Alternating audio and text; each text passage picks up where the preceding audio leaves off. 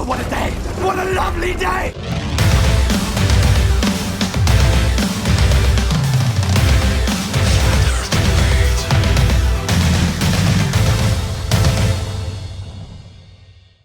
Welcome to Flat Earth Debate, Uncut and After Show. I'm your host Nathan Oakley, and if you are new to this channel, or you've not done so already, then be sure to subscribe and hit the bell notification icon to keep up to date with the Flat Earth Debate. If you'd like to support this channel, there is a super chat that runs alongside each of these shows while they premiere. There's also a PayPal, Patreon and crypto link in the info box below the video. Most importantly, I'm going to shout out all of the people who do support me on Patreon. So a big shout out to Abraham Mohammed, Adrian Quintana, Alistair Main, Billy Highvault, Burn Fat Till My Stomach Is As Flat As the Earth, Chow Yun Cat, Dank, Dave Rakia Gafford, David Wayne Foster, Edwin Johnson, Felix Hung, Fireball X, Godrockin, Jeranism, Joshua Balsimo, Kirsten Smith, Life is Short, Matt, Naibai, Qatar Craig, Reinhardt, Rene, Sally Ballis, Sam Hines, Skeptic936, Texas Mike, Tina Baker and Tom Hawkins. Massive thanks to all of you for supporting me on Patreon. Now we do have a couple of people who've joined us, although it's been a fairly quiet start to the morning, I'm not going to lie, but we've got Righteous Force with us. How are you doing, Righteous? Doing alright, Nathan. No pressure on a Monday. This goes out on the second channel. It's so much easier than worrying about getting a whole panel full of guests before we start the pre-show. Well, we got the Highlander in Discord. Not said anything yet. I don't know if he's in front of his mic. He's been on mute the whole time. Might Hello. Hello. Good to have you.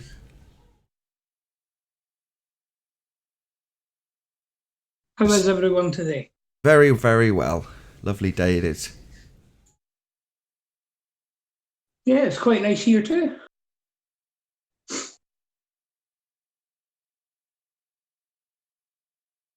There's no pressure to chit-chat in this bit. It's only on a Thursday and a Friday they get like a bit anxious about having a decent conversation going. As I say, this goes out to a more limited audience in the week, so it doesn't really matter as much.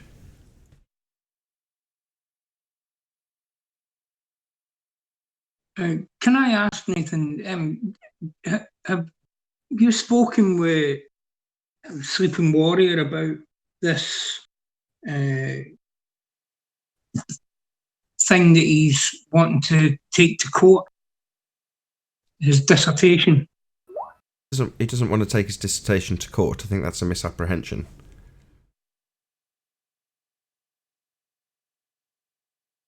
Or he wants to say that the education that's being taught isn't exactly legal.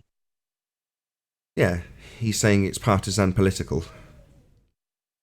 Yeah, but wouldn't a judge say, right, okay, if I agree with you, wouldn't the judge ask him what the opposing views would be that he would like to see taught in the schools? I doubt it. I mean, the point of the dissertation is to say that it would require judgment. So at the point that you say, wouldn't a judge say, he's achieved his ambition or fulfilled the criteria in the course. So that's what it kind of makes me laugh, if I'm honest, Highlander, because arguing about what the judge might or might not say in this regard just means that he'll pass, which is great, because it means he's got a legitimate case that potentially would need a judge to make a judgment on, if it was in any way going to be put into a court context. Yeah, I'm not thinking of this. I'm just trying to understand the situation. Yeah. So it would be a case of, if the judge agreed with him, then the education board would have to go back and relook at what they... Okay. Well, primarily, no. Because it will never reach a judge. It's an academic paper. So it's moot.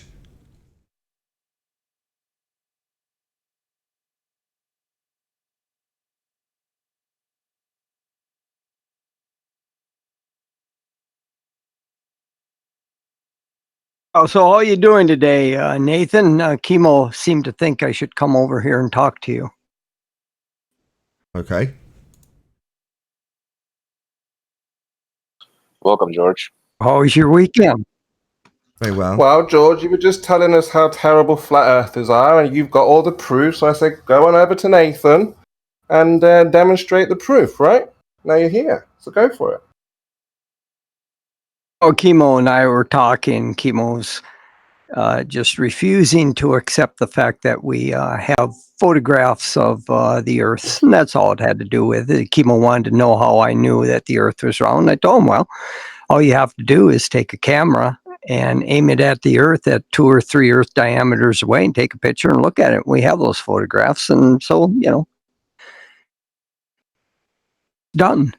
There's no other proof necessary or no other evidence. I mean, you got a picture. Who's we?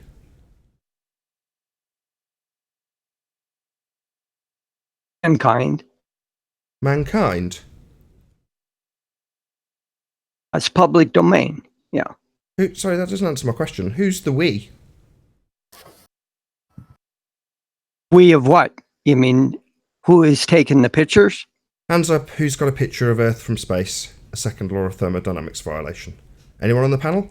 Any of we? Oh, the thing is, I hadn't quite finished. Japan has pictures, Russia has pictures, US has pictures. George, so that's this the isn't going to be a collective successful we. conversation if, before I end my conversation or end my sentence, you start talking. It's not going to be a very successful conversation if that happens every time.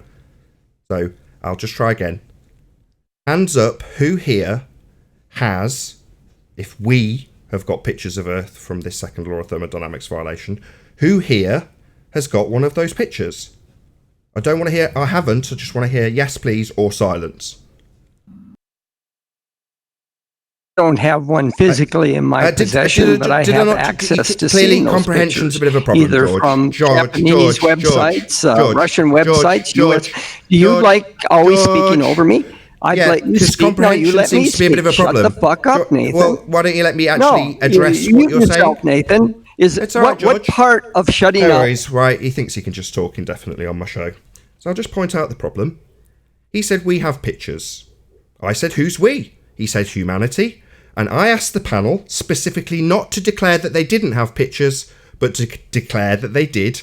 And George's next statement was to declare that he didn't have any, precisely what I declared I did not want. So in defiance of what was said, George decided to moan about me talking over him, rather than accept that he didn't listen to the parameters. Now, I understand George has comprehension issues. I understand that me saying I don't want to hear about you not having these pictures when you've declared that humanity has them. And I'm asking the people on the panel if they have them. I don't want to hear second repetition of what George couldn't quite comprehend. Second repetition. I don't want to hear about you not having them. And I haven't heard from the rest of the panel about if they have. I've just heard you, George. So I'll try a third time. Let's see if we hear George. Probably. Hands up, we on the panel, who has a picture of Earth from 2 presupposed Earth diameters away? Who has that? Again, I'll repeat and reiterate that I don't want to hear anybody saying they don't have them. I just want to hear if we have got these pictures. Comprende? Did you say you got we on? Anybody here got pictures of Earth from a second law of thermodynamics violation at 2 presupposed Earth diameters away? Anybody here got that?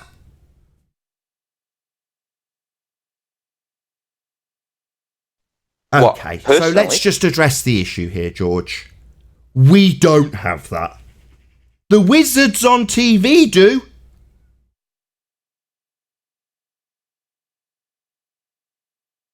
Glad we cleared that up. Your declaration was wrong, George. Try to listen closer next time. Didn't you try to get into TV once, Nathan?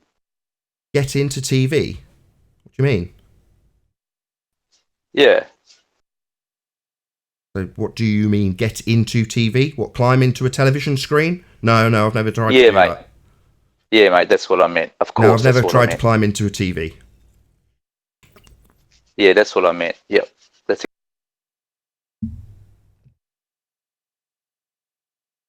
No, I've had no ambitions in that direction or ever tried to get into TV. I've been on TV.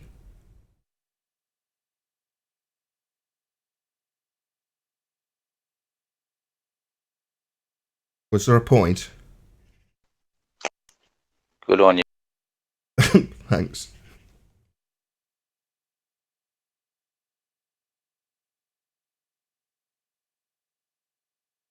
No point then.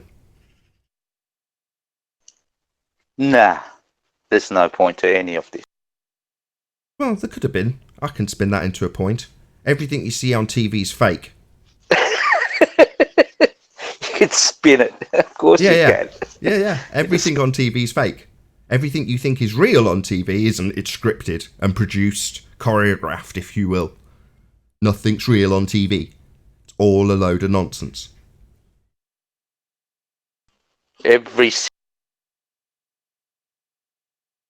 George just did that on purpose because he overtalked you, Nathan, then, and he was going on a tangent. Oh, yeah, he was going on a tangent, and so he did that on purpose. Then he knew by speaking to you like that, it's going to just cause either me to mute him, you to mute him, or something like this. And he was like, "Look what he did.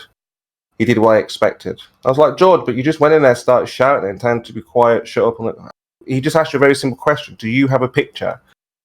And you went on about Japan and space state. I don't know. Yeah, he declared we. That includes me. Yeah. And it wasn't accurate. He didn't like the fact that I'd addressed it, so he moaned and bleated. They don't like there are points that are garbage being addressed. He didn't address the fact that I stated it was a second law of thermodynamics violation. He continued to assert that we, that being the governments of the so-called presupposed sphere Earth, have been to space and then shown you on TV. No, he didn't address that. Didn't address the second law of thermodynamics violation that is space. Didn't address that it was presupposed Earth radius distances or Earth diameters. He didn't address any of it. So I made several rebuttals. He didn't address a single one. He just moaned. That's what they do. The most important one was we. That's what he was doing. Where I started. Didn't address it. Simple. hey Spurs, did you tell Nathan about your planned trip to the southern region to watch a 24-hour sun? No, I mean, first of all, you would have to demonstrate it first to make the trip worthwhile. You know that? How would that be worthwhile? Why? When you can go down and witness. Sorry. Whether it be true or not. No, again, you don't want it to waste time and effort just for something that doesn't. Is it a waste? Is it really a waste? You will be confirming or denying. Denying what? What you believe to be the shape of the Earth. You haven't shown what to confirm. That's why I was going to interrupt Spurs. How does it prove that? Exactly? A 24-hour sun. How does it prove it? Sorry, go ahead, Nathan. I was just going to ask him what it proves, or you, Spurs, for that matter. One of you, tell me exactly what it's going to prove.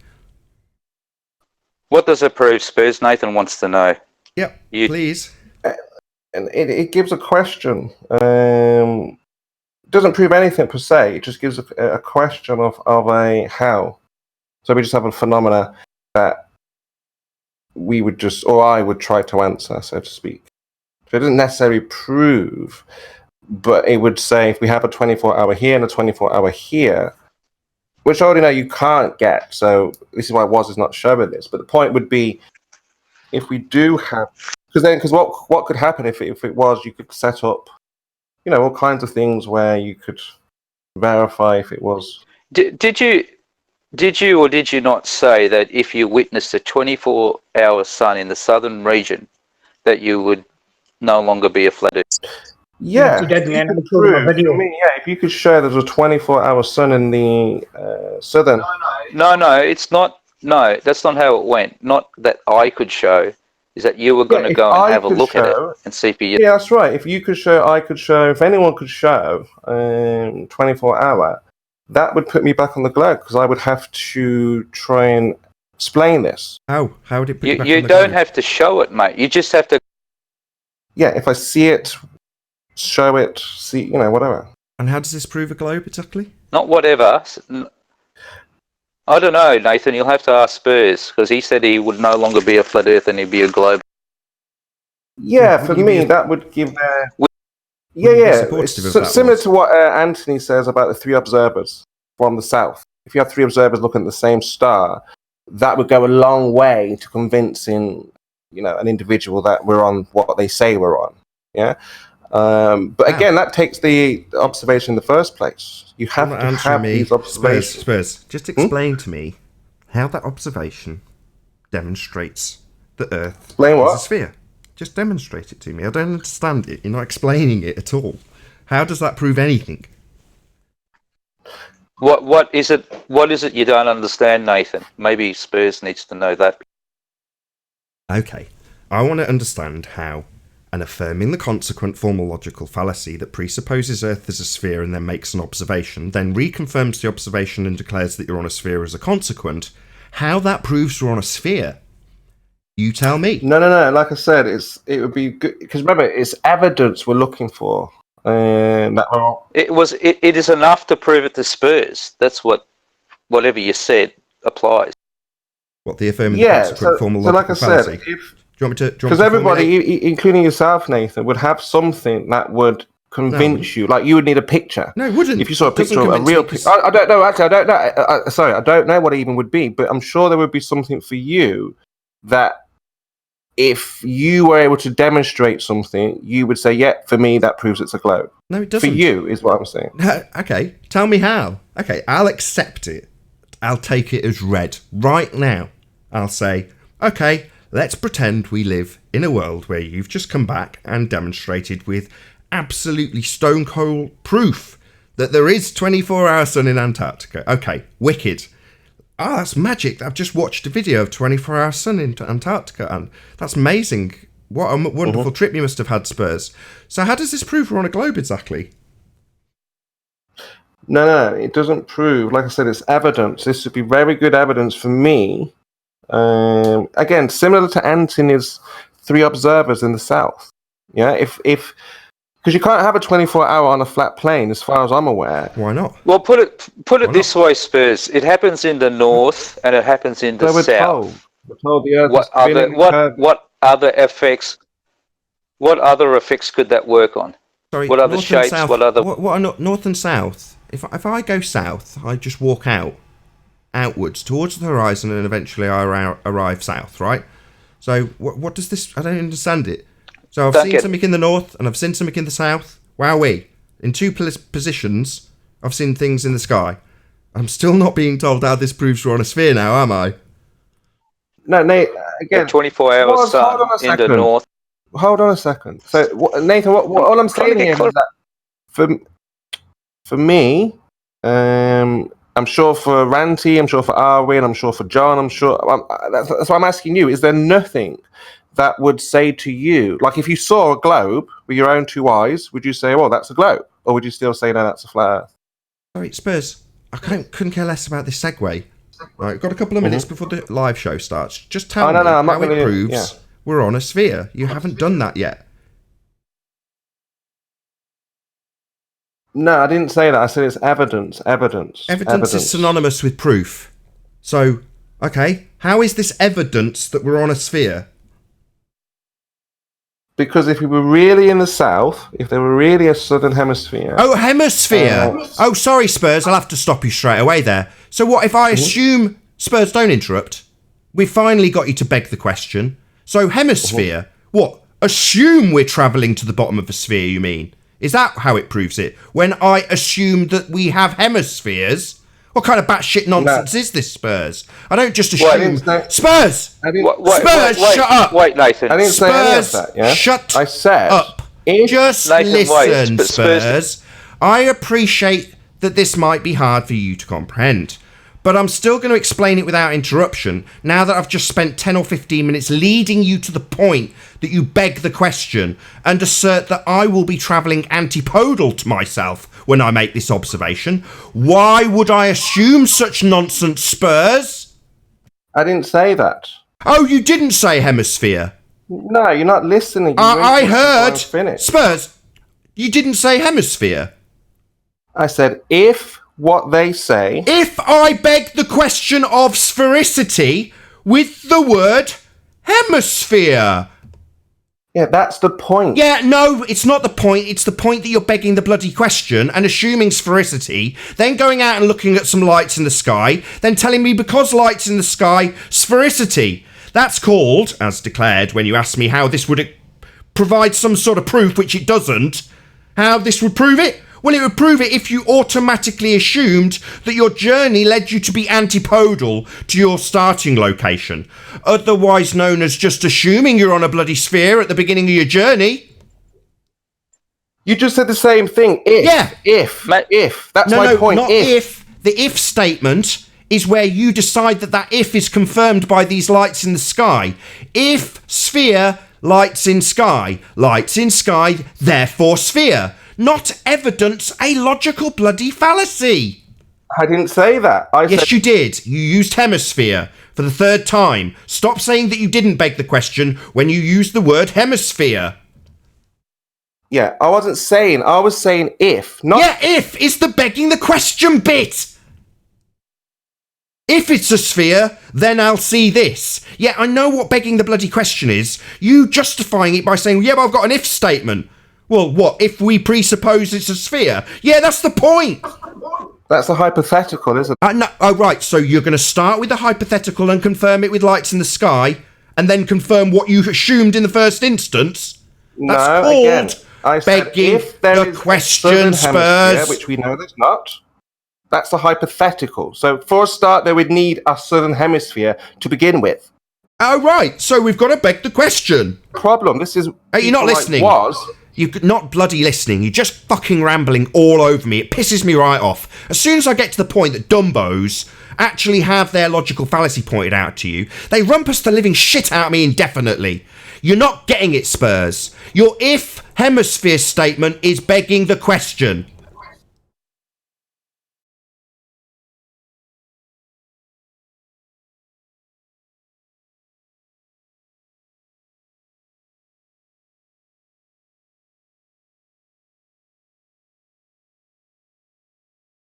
Oh, what a day! What a lovely day!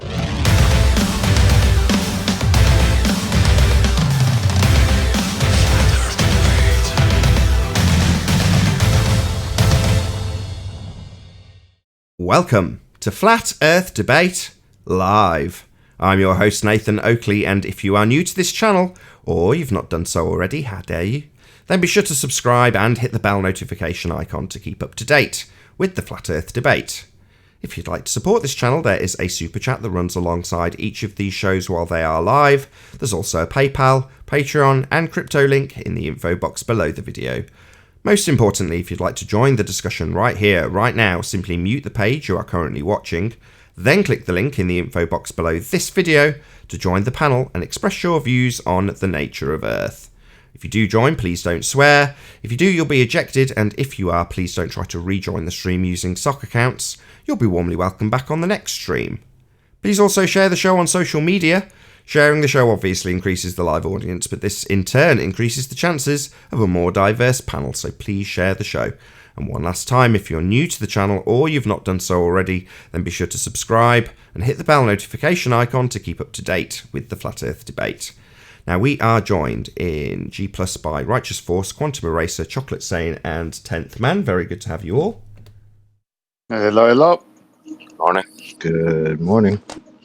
Good morning. And we're also joined by a whole bunch of people in Discord. I think the panel's already full, so if you're trying to join, you might not be able to until a few people depart. So, first and foremost, any signs of Earth curvature? Don't all go at once. Well, that's from Illinois. Define signs. What about presupposing? What about presupposing it, Spurs? You would appreciate that the words hemispheres actually presuppose that Earth's a sphere. You appreciate that now, right? What's an acceptable sign of Earth curvature? You tell me. Define sign. You tell me. Curvature. I can't tell you. I'll break it down for you. Rather than just starting with the premise that Earth is a sphere, i.e. saying, well, if Earth's a sphere, rather than doing that, demonstrate something on Earth curving at a spherical rate. That would be the starting point for us. No demonstration so far, 2+ years of debating about it. Nearly 1,000 shows, no demonstrations whatsoever. Plenty of demonstrations of perspective. What? Not even Ranty's demonstrations? Talk us through which one you're specifically referring to, and I'll tell you if that's... Let's play. Perspective or Earth curve? Dun dun dun dun dun dun dun dun dun dun dun. And at number 10 we've got Ranty's Flat Earth presentation of perspective or Earth curve. You tell me was.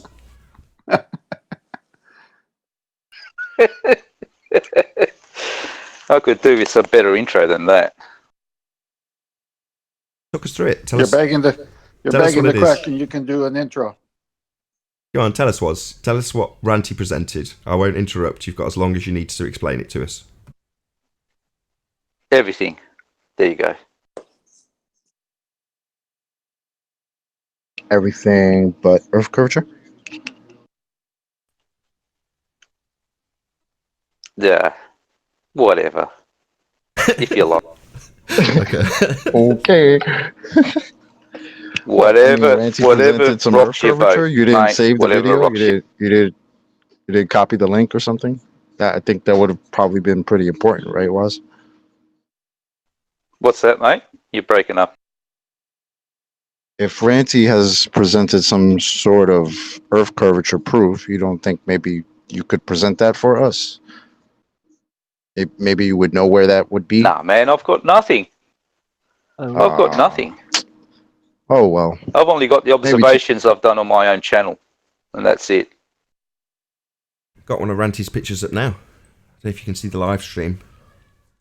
Oh, I don't have Randy's pictures, mate. I was only fuck-assing around. You know that. Oh, fair enough. I actually did go to your channel. I saw a couple of those sun observations you did. It's pretty good. You like those? I was up on the roof for a couple of those. A good, Yeah. you know, Melbourne's about 50, I think it's 35 or 53. Shit, I can't remember. Meters above sea level. And I was up on the roof taking some of that imagery. It's good. It's a bit Yeah, fun. it's pretty good. Huh? I missed that, sorry. See what? Seesaw. Sea level, did you say? Who, me? You're breaking it up, Yeah. Nathan. I'm only getting every second sea word. level, you said. Level? I didn't say level. Sea level. So is that curved? Sea level? Am I level? No, I'm Sea level. I'm kind of sitting on the couch. The sea, is that level or is it sea curve? No, it's sea level. Cool. Yeah, I thought so. Flat Level. Earth. Yeah. Not flat. Not Yeah. flat. Level. Same. Yeah. Not curved. Oh, is it the same? Yeah. Definitely not curved. Who's going to be the bigger idiot, Nathan? You or me? So we've got a picture up for the live stream viewers. Feel free to check it out. It's one of Ranty's images of a clock tower at Barrow-in-Furness at about, I think it's 21 miles. Mate. Yeah, I'm on my mobile phone, mate. I've only got Fair Discord enough. on. No, that's okay. I can't see your... Just a clock. You do. Just a picture of a clock with a boat in the mid-ground. You might have seen it before. How far's the clock? I think it's about 20 miles. Could be a bit less, could be a bit more. I can't remember off the top of my head. But about 20 miles. Oh, fuck me. Yeah. And You've just converted me, mate. Just a boom.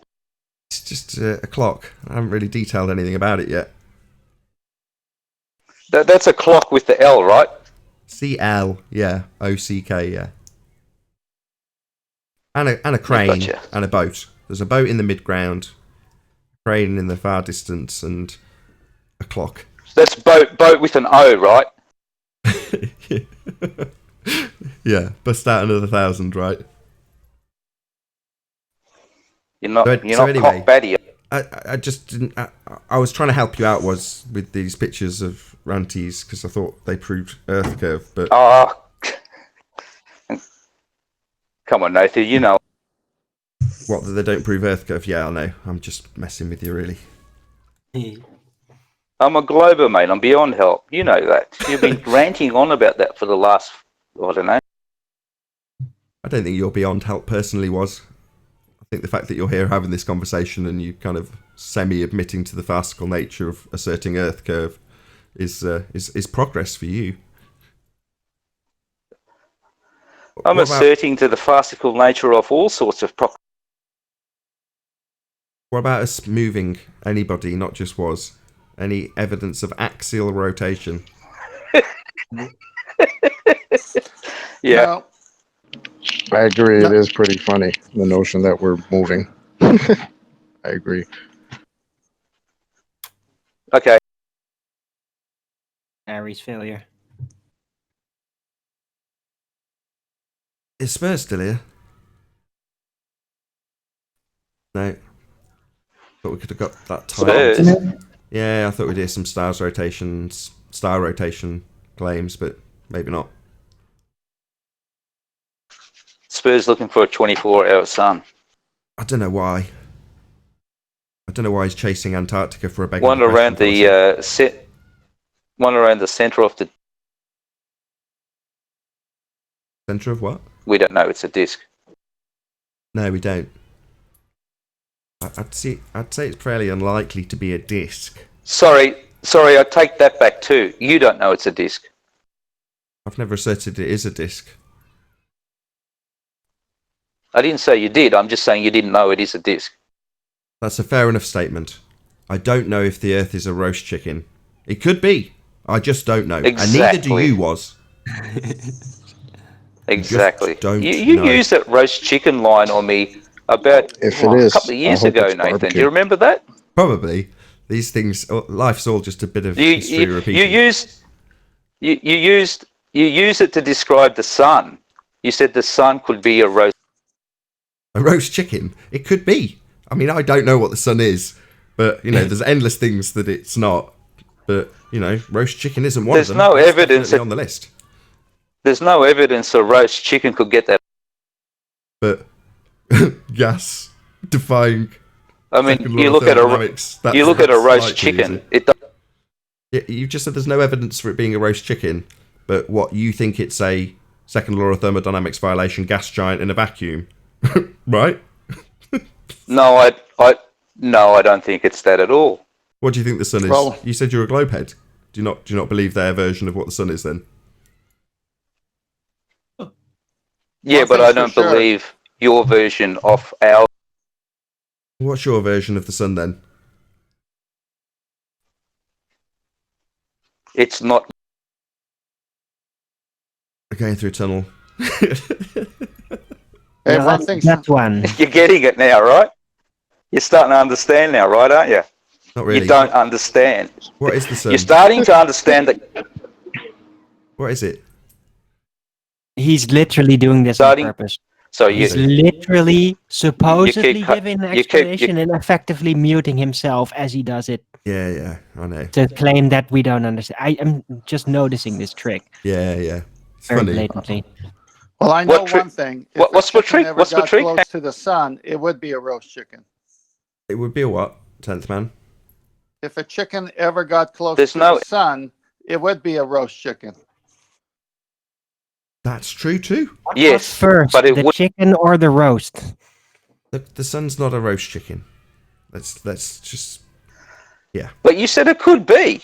What the hell? Are you changing? It's a way of highlighting the farcical nature of asserting that it's a gas in a vacuum.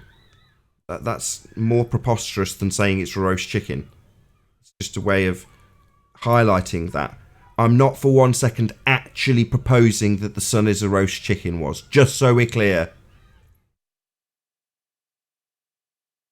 You're gonna feel very foolish, Nathan, when in the end this one actually does turn out to be a roast chicken. When they show it to be a roast chicken, I'll be eating my words. No, I'll just trim out the bits where I said it is a roast chicken and say, I knew all along. Or you just eat the roast chicken, That's right, and we'll all... spit out the bones. You won't be eating your words, mate. You'll be. I'll be eating the chicken. Well, isn't this fun? Is this the best the Globe's got? Yeah. But you got a joke, if you can't laugh, No. cry.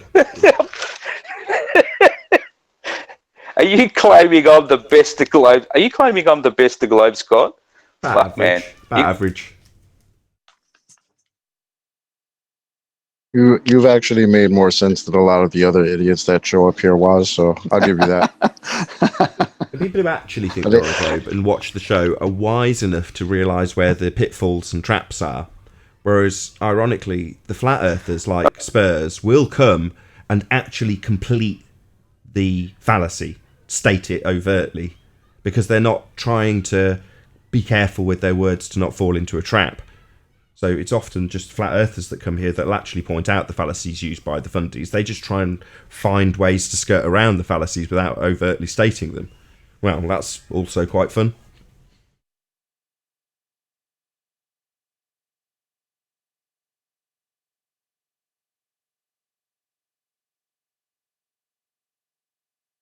Any evidence of the distance to the sun? Just out of interest. No, it's a light in the sky. No apparent distance. So no apparent distance. I'd like an actual distance to the sun. No? Got to No ask the takers? chicken. Are you sure it's on? Yeah. So have you duly plucked it? You're cutting off each of the... I don't know if you're using push to talk and just letting go a bit too soon. Have you plucked the chicken? My folks used to have a farm with chickens on it. Does that answer your question? That's No, that's I haven't. plucked with a P. Yes, I did hear you. You're clear enough to hear the word plucked. So no, Right, yeah. no distance Next. to the sun. Funny though this is. What? You want to know the distance to the roast chicken? Am I getting muted, or is this Discord thing not working for you? No, it's fine. Am I getting muted, or is this Discord thing not working? No, it's fine. You're coming through loud and clear. I think you're potentially letting go push to talk a bit soon, but other than that, it's all right. No, Any I'm not. I've used it. Any evidence that you can have gas pressure without a container? Definitely not. Demonstratively not. And I'd say that I'm trying to think the of a people- witty I'd say retort to that people writing question. The Bible So even give me. knew it.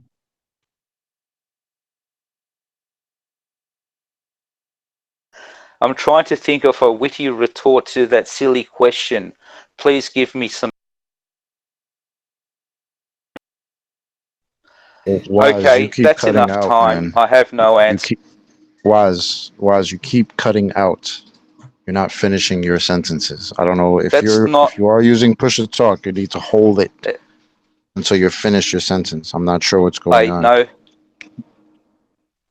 I know how to use push to talk. Can you hear me? The problem is on your end. Yeah, he's coming keep through talking loud and over clear me. on Discord. Now you're coming through loud and clear. So what was your point? See, Because we're falling away.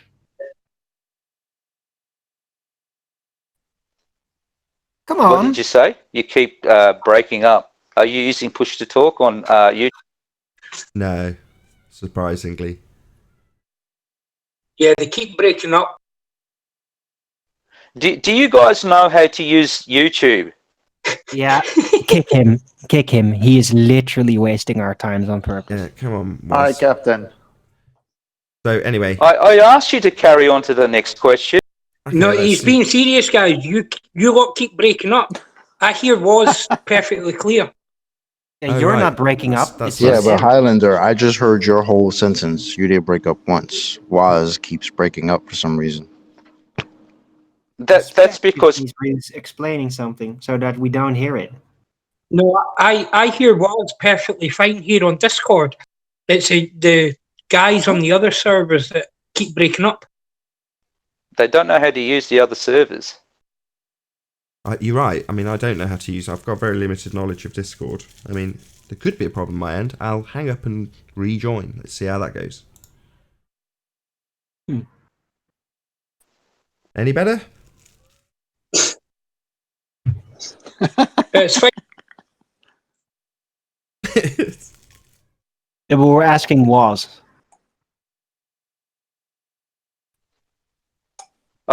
Did someone say was, or were they talking to me? Sorry, who are you again? That's was. Did Yeah, someone this say was. was, or were they talking to me? You keep This is breaking like up. who's on first. Yeah, but you're the one constantly breaking up, right? So Nathan just left the Discord panel No. and rejoined to see if you're coming through loud and clear now. So, Arwen, can you hear me? I can hear myself fine. Can you hear me? We're going Come on, through get rid of this guy. going through a tunnel. I'm really sorry. Anyway, He's just playing around. He's just playing around. Yeah, he's not serious. any evidence of a self-perpetuating molten iron core at the center of a presupposed spherical Earth? No such thing. No. Well, No. Tired of their lies. Any evidence of the R value, Earth radius? Nope. R. That's a begging the question. The Arbin and here. Scientific evidence of gravity. Can't define it. Can't demonstrate it. They don't know what it is. I'm still waiting for our focus. That's it. That's concluded the housekeeping.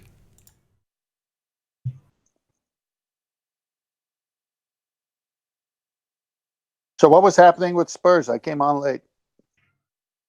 I think he was apparently talking to George, and George was slagging off flat earthers, so he said, come on, flat earth debate then. So George did, and asserted that we had pictures of Earth from space. I asked him who we were, and he said humanity.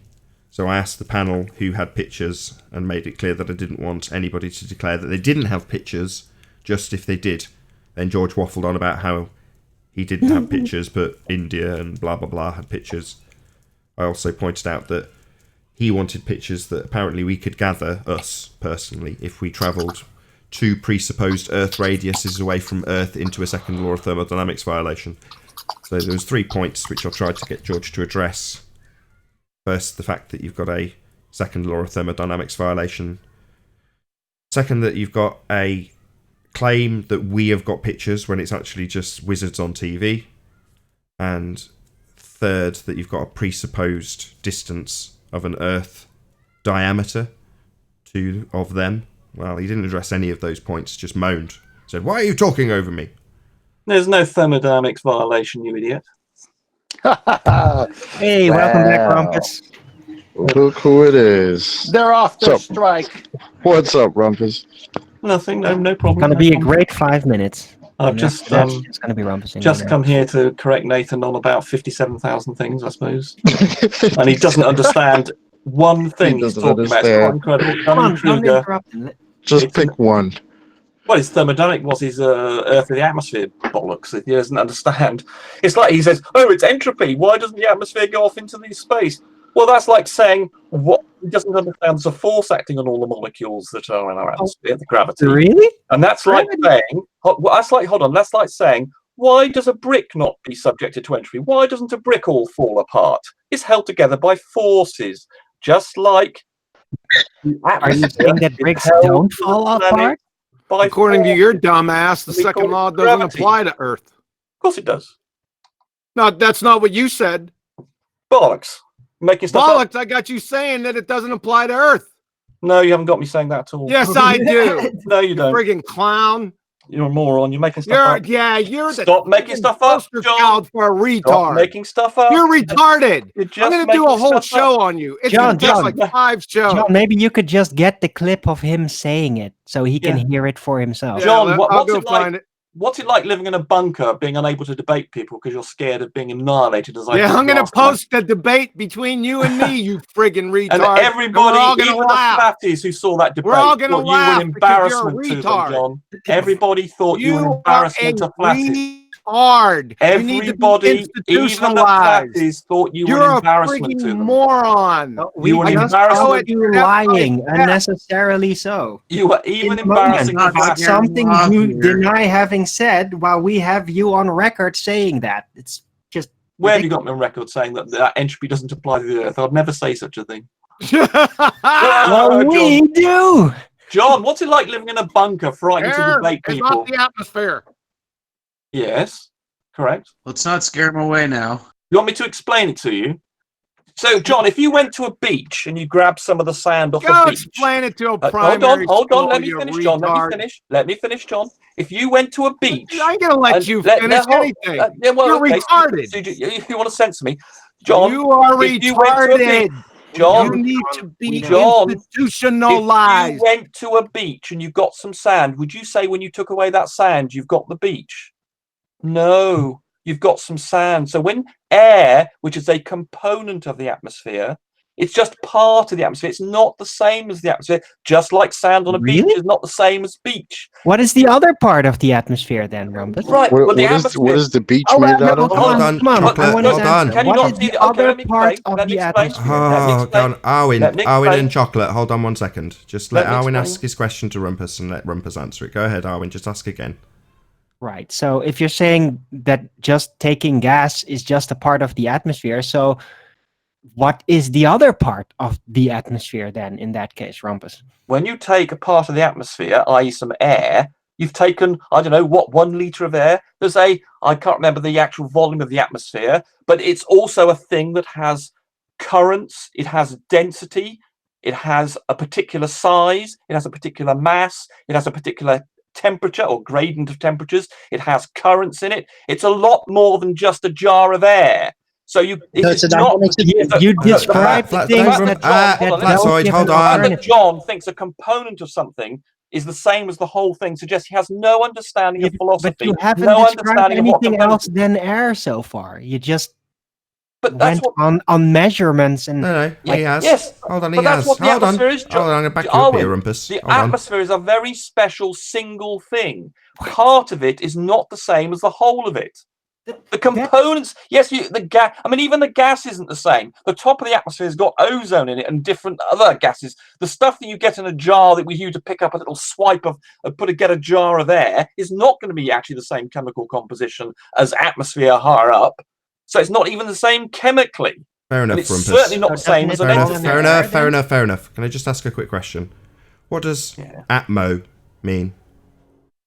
Air, but doesn't mean to say that's still not the same as atmosphere, which Sorry, is the can you whole just repeat thing. that? Sorry, Mr. Air is not the atmosphere. What is atmo again?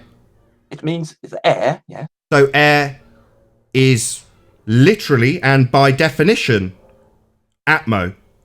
So atmo is air. But you're just playing around the etymology of the word doesn't make... Etymology being what exactly? What does etymology mean, Rumpus? What is an etymology? You don't understand etymology. Then no What words. is a word? Hold on. If I make up a word, Oh, he doesn't like my questions. Jesus Christ! Can I Doesn't finish like my my questions, eh? I'm answering a question. If you let I'm me do asking it. you a question. What is etymology? Now you can rumpus the living crap out of me, and I'll do what I did to Grim, which is ask you 37 times with you constantly interrupting, demonstrating admirably to the audience that you're scared of this question. You're scared to define what etymology is, and you'd rather obfuscate it. That's fine. As always, I have a workaround for this rumpus. Your rumpusing isn't succeeding in anything than demonstrating that you're terrified to answer the question I'm asking now, aren't you, Rumpus? I'm trying to answer your question about etymology. Right, here we go. So etymology, the fact that a word can be broken up. For instance, something like inflammable used to mean something that's not flammable. But now it's come to mean something that is flammable. I didn't ask what flammable and inflammable mean now, did I? I asked what the word etymology meant. So are you still terrified to answer this question and would rather define flammable and inflammable than explain what the word etymology means? It seems that you're just shit scared to answer any questions here, Rumpus. Have you just come to disturb the conversation rather than answer any of the questions that you're ever asked? Because it seems you're terrified. The etymology of a word is absolutely irrelevant to its meaning. What does it mean? What does etymology mean? Again, you're just demonstrating that you're a bit of a coward. You're a bit scared of these questions. You're saying it's not relevant. A bit like Grim V saying the cause isn't relevant in an experiment and describing what flammable or inflammable are rather than just telling us what an etymology is. Yes, you don't even understand English language, let alone science. Well, tell us. If I don't understand what etymology means, maybe you could explain it to me. Understand what etymology means? Yeah, explain it then. And you don't understand. Well, don't tell me what I don't understand. I'm quite specifically asking you to tell us what that word means. And you're clearly just terrified of it, Rumpus. I understand that every question we ask here will make you look incredibly stupid, and you have to avoid the questions and define what flammable means, rather than just telling us what etymology means. And I'll tell the audience why. Because air is atmosphere. And Rumpus has declared that air, atmo, is not the atmosphere. So you can be damn sure he doesn't want to get into what the meaning of the word is, because it makes him look absolutely idiotic. Atmo means air. You're an idiot, aren't you? You're an idiot. It's even worse than that, because Rumpus also described air to not be the atmosphere, and then described the rest of the atmosphere to be gas as well. I took one red blood So he said, no, gas is not the atmosphere, but yeah, the atmosphere completely consists of gases Don't everywhere. you understand the philosophical issue that's coming up here? The component of something is not the same as the whole thing. The atmosphere is one thing, one body of air. So air is the atmosphere then, one body of air, atmo. So air most definitely is the atmosphere then. A body of air, atmosphere, air. Yeah, so air is the atmosphere, you stupid man. Rest in peace, Rumpus. You stupid little man. Nathan, share my screen. Share my screen, Nathan. Share my screen. Rumpus, someone else wants to talk. Not, is it? Rumpus, someone else wants to talk. Oh, you're scared of anybody else talking. You've just got to clog the airwaves with your nonsense, haven't you? Scared to hear what Paul's got to say. He's terrified of Paul. You're terrified of him, aren't you? Terrified of this definition on screen, aren't you? Terrified of being made to look stupid. Terrified of being made to look like the little man you are. Terrified of being shown to be wrong again and again. So you've got to talk incessantly. You're living in your little bunker where you won't debate people. So I'll happily shut Rumpus up, because he's just terrified of being shown to be wrong. Paul's got an explanation or definition of what air means on screen. But unfortunately, Rumpus would rather be the coward, never shut up, and never have the demonstration delivered to the audience of just how wrong he is. The man's stupid. He makes declarations like air, atmo, is not the atmosphere, when it comes to us being so calm, so concise in pointing out his stupidity. He just rumpuses. It's his only tactic. Being demonstrated to be a fool is more than happy to be done here, Rumpus. You are idiotic. Air is the atmosphere. It's part of the etymology of the word. Atmo, meaning air. Now, Paul's got a definition on screen.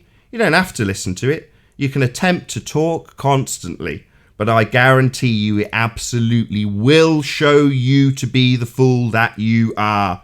And I assure you, sir, you are a fool. You don't know what atmosphere means. You don't understand the etymology of the word.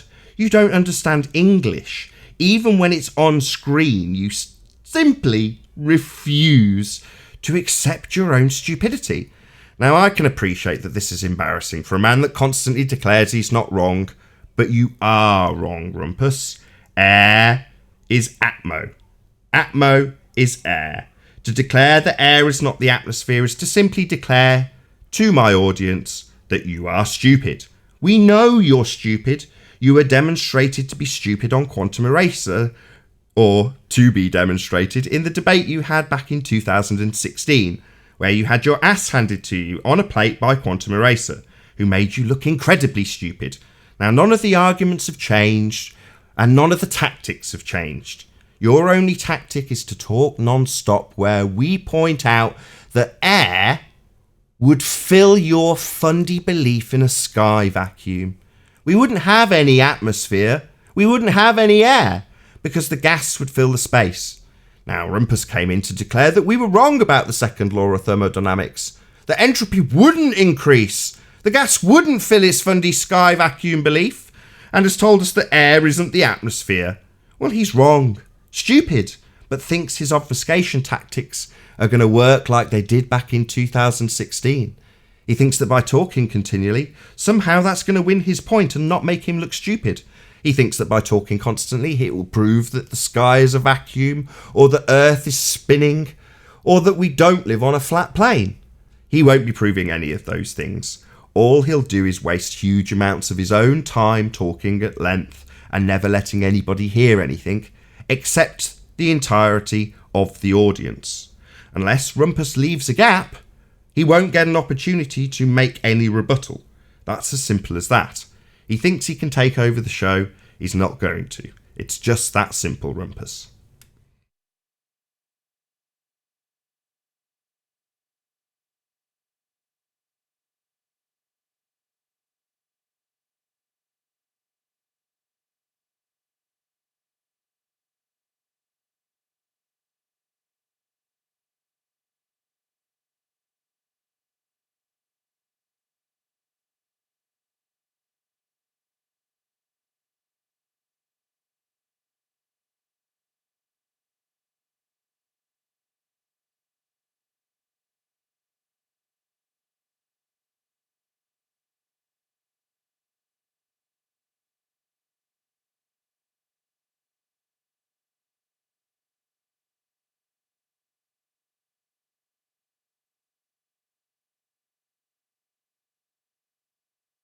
I don't know.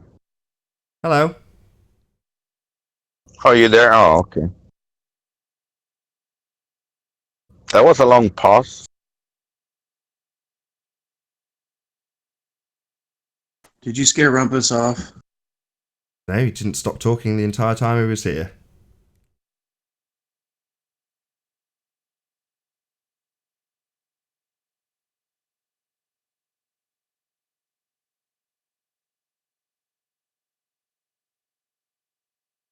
I think the best thing that Rumpus ever did on this show that I saw was his presentation on how you find the distance of the sun. Not that I believe in it, a word of it. It was just nice to see somebody come up with a presentation that was coherent. So, I don't know, it was like a year ago.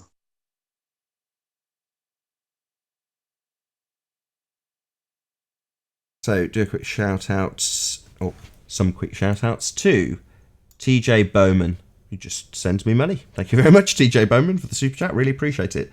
And also, wow, thank you very much indeed to David Rakier Gafford. Wow, trolls are terrified in chat, also desperately sharing their pain. Rakier life. Thank you very much indeed, David Rakier Gafford, my bad. Hello, G+. We regained some control. Yeah, that was very interesting. Rumpus can't have a discourse. He just has to talk continually. Not let anybody say anything. Any words that cross our lips that are heard by an audience while he's here will be devastating. So the only tactic is to shut down the hangout. Shut it down. Don't let any words be said from the hangout. That's what his tactic was. Well, waste of time. Definitely, they're off their boycott. Know how badly they're getting beaten regardless of their boycott. So now his tactic is, I'll use my 2016 tactic of coming in and not letting anybody say anything. Well done, Rumpus. It didn't work. I just shut down the line as soon as you started to rumpus and not let anybody respond to anything or address any of the points that you made or discuss the second law of thermodynamics. You could have had an opportunity to put your case forward. Instead, you chose to rumpus. Oh well. Easy solution. Bye-bye. Yeah, their boycott. I have the video where he said the second law doesn't apply to the Earth. I put it in chat if you if you want to play it. Yes, please. It's time stamped in Master B. I didn't put it in Master. I put it in this Hangout. Do you want me to put in Master B? I think. Yeah, yes, please. I don't think I can get to it.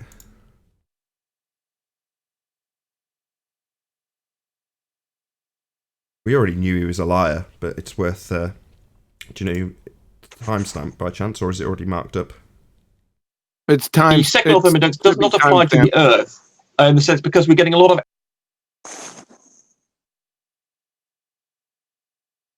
The second law of thermodynamics does not apply to the Earth.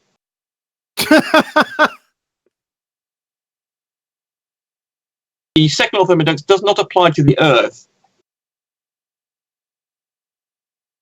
The second law of thermodynamics does not apply to the Earth. I think Can we hear the context of that conversation? Sorry, a little bit more. Yeah, the second. Sorry, Yeah, the context. second law SX, did you doesn't say? apply to the Earth. How's You that need for you need context, SX. Those are his exact words. He said he did not say those words. Yes, he did. He's a liar. And wrong. It does apply, as he stated here, when he declared that no, he would never say such a thing. Yes, he did. He did say that. Do you want to defend He's him some more, wrong. SX? Maybe somehow context No. will make a difference to him saying the Maybe words he it's said me, he but didn't say. I only hear it doesn't apply to the Earth. That's why. Yeah, those were the that's words he only said he what didn't I'm say, hearing. SX. Try and keep up. Those were the words he said he didn't say. It seems odd that you were defending Grimm yesterday. Now you're saying that you need context. He said he didn't say those No, I words. just want to hear atmosphere. Shut up, SX, the little fucking twat. Second day in a row he's decided to do this. Listen up, shit for brains. He said he didn't say that. He did. He's a liar. Now, why then unholy fuck are you defending him? I have no idea, SX. You're a prick. You're a prick when Grimm was here. You're a prick now. He said he didn't say it. He did. Is there anything else to discuss? No. Nathan, do you hear what I said? I said I didn't hear just now what the clip he played. It to me it says does not apply to the Earth. I'm not hearing the atmosphere part. That's why I ask you. But maybe it was just me. It was apply to the maybe Earth is what he said. You friggin' The second law of thermodynamics does not apply to the Earth. You hear it that time? Do you want me to play it 5 more times? In the sense because we're getting a lot of energy in. The second law of thermodynamics does not apply to the Earth. 5 more times? there you go. I got it now. I guess it cut off for me. I wasn't defending him. Yeah. In any event, the man's a liar. Second law doesn't apply to the Earth. A liar. Yeah, he's a liar, all right, and he needs to be institutionalized. Yeah, can't win any of his fundy arguments. His only tactic is to talk non-stop, and when it's pointed out that he's double-speaking, and made it plain on Ranty's show that the second law of thermodynamics does not apply to Earth, and then when he comes here and he's faced with people who know what they're talking about, he says, yeah, it does. I would never say such a thing. Yeah, he would. He's an idiot.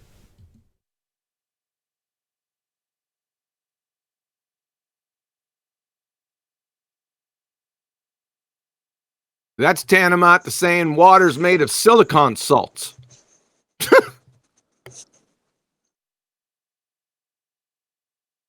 If I grab a handful of sand from a beach, bring it back to my location, I have part of that beach.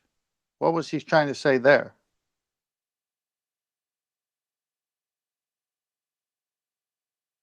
He's not trying to say anything. His assertion was that the second law is irrelevant when it comes to his sky vacuum belief. Now, if the second law of thermodynamics applies to Earth, which of course it does, it's a natural law, then it applies to the atmosphere. Entropy would increase and the gas would fill the available volume. The available volume in this instance being all of space. And we wouldn't have any gas to breathe. Now, his little crappy aside from that is to argue about air being atmosphere, or not being atmosphere, rather than addressing the fact that he's got a sky vacuum. That's the thing he wants to segue away from and argue all day about whether or not air or isn't the atmosphere. Atmo, air, moron, it is. But that's much, much less damaging than arguing about whether or not the second law of thermodynamics applies to his violation of that natural law, outer space. That can't get discussed.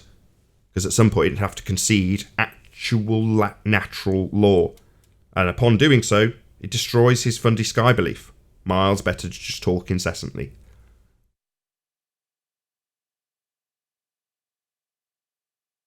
Well, he used the word Earth, so he meant the Earth, and I don't know what he's trying to say. He didn't say when he said it.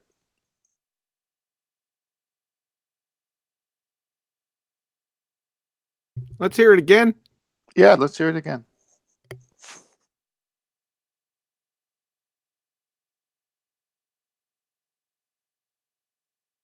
The second law of thermodynamics does not apply to the Earth.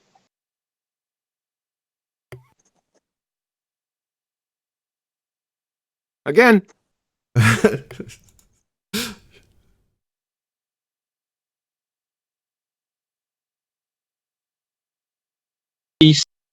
second law of thermodynamics does not apply to the Earth. Yeah, it does. Again. You want it one more time? Okay. Last time. The second law of thermodynamics does not apply to the Earth. What an embarrassment. Complete embarrassment. I'm so glad you dug that out so quickly, so it's on the same show. Nothing worse than it being discussed on the following day or something. Nice and concise. Well, that was awesome, John. Thanks. Yeah, kudos.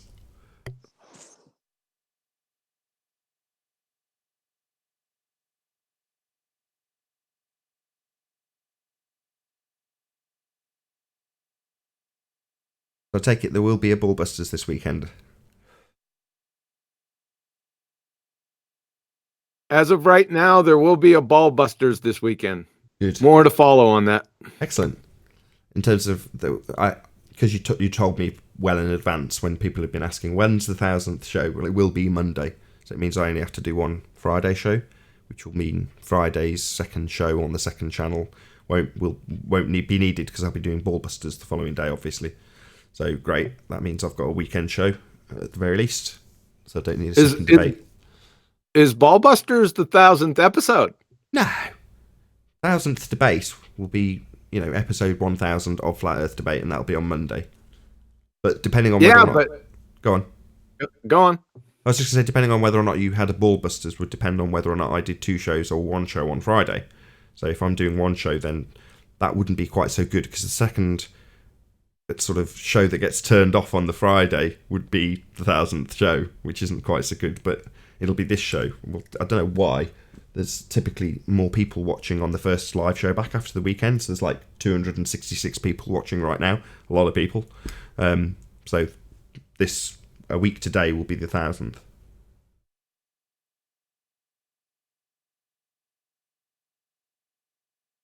Should be epic. It should be another show. I mean, yeah, we'll talk about what happens. It's gonna be epic. That means there was 1,000 shows lasting over an hour long each for sure. If you average it out, probably a lot more because of the after shows.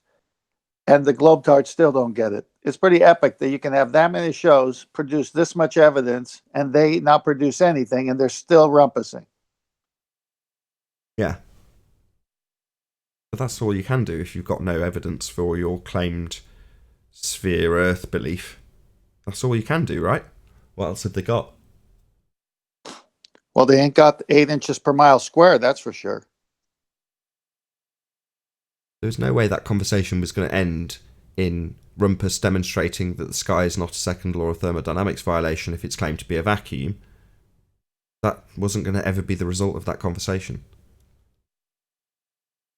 Yeah, the minute the scientific method was brought to the attention of everyone who comes to the show, and we realize that the people in the lab coats never used any of the scientific method to give us all these nonsensical statements of theirs, like we're spinning 1,000 at the equator and 66,000 around the sun.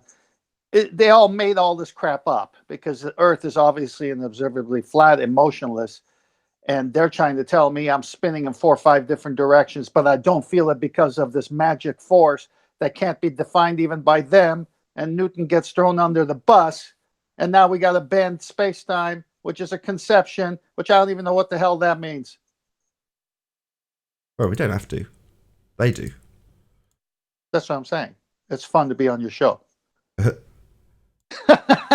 It's like arguing with kindergartens. Yeah, the debate style of the Globeheads has regressed to that of children. I'll agree. They got nothing. They can't even show deviation with their own lack of Earth-based Coriolis that they keep saying.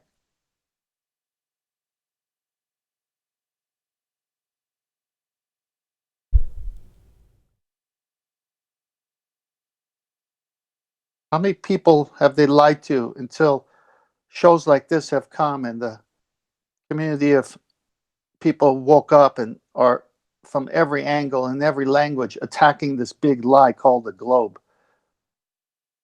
And we got these fundies here with no proof defending it.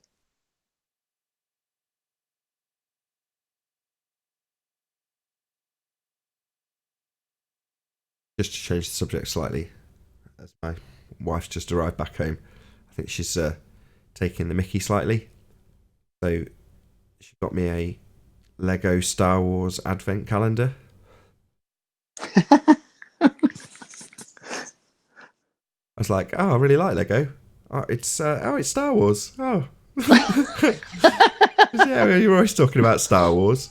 Like, yeah, about how it predictably programs people so they accept the NASA nonsense. But, you know, sweet all the same. I do like Lego. It's all right. I got an actual globe in my room somewhere. I can't see it now, but I always look at it to see how they lie. But it's like presenting a vegetarian with a meat feast pizza and going, yeah, but it's like so much variety of meat. You're always talking about meat. You like talking about meat a lot. You're always talking about it. Here, have a meat pizza. You know what's funny about that? I hope this doesn't take us too far off, but what's funny is all these vegans and vegetarians always try to make their vegetables taste like meat, the very thing they say is bad. Yeah, fake and bacon and things. Yeah, like, wait a minute, if meat is so bad, why are you trying to make this combination of lettuce and other things taste like a meatloaf? What the? I don't know. Patricia Steer wasn't like that. She just ate lots of vegan-y type things. She didn't like try and make it taste like meat. I've had people invite me. I've had people invite me in the past. Hey, for vegetarians and our dishes taste just like meat. And I go, then you're not true vegetarians. What are you talking about? A question for John. I'm busy. Oh, you're busy. I'll ask a question and maybe somebody else can answer. So I think I caught just literally briefly 5 minutes of was it the Ballbusters this weekend, or maybe it was a replay. I'm not sure, but I think in that John was saying that the delayed choice quantum eraser experiment, I forget how he termed it, demonstrates or shows that we live in a simulation. Did I get that correct?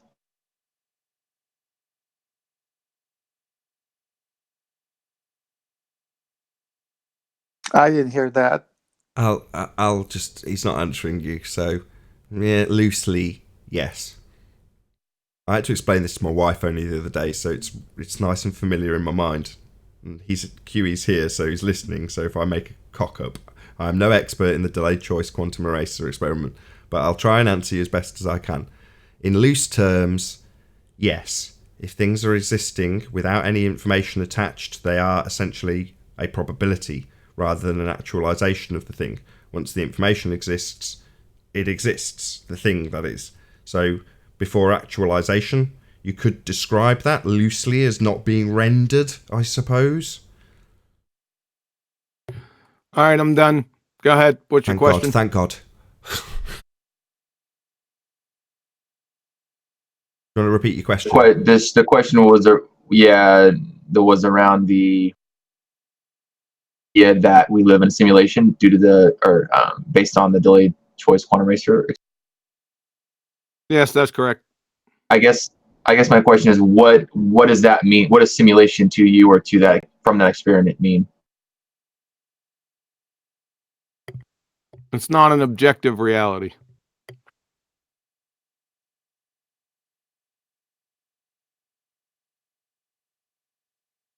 What is an objective reality? Oh, so it's nowhere dependent. Is that what you're saying, John? Yeah, if things are based on context, that means if it wasn't how can I say this? Things are dependent upon context. That is, if it wasn't a simulated reality, then things wouldn't behave according to the context or anything outside your skull cap. That means it's all context based. It depends on the question that you ask. Nature, right? It's a bit of a reification fallacy if you follow me. So I think the thing that I'm hung up on is, I don't even have an issue with that statement, but the thing I'm hung up on is, does it void a law of nature? Which I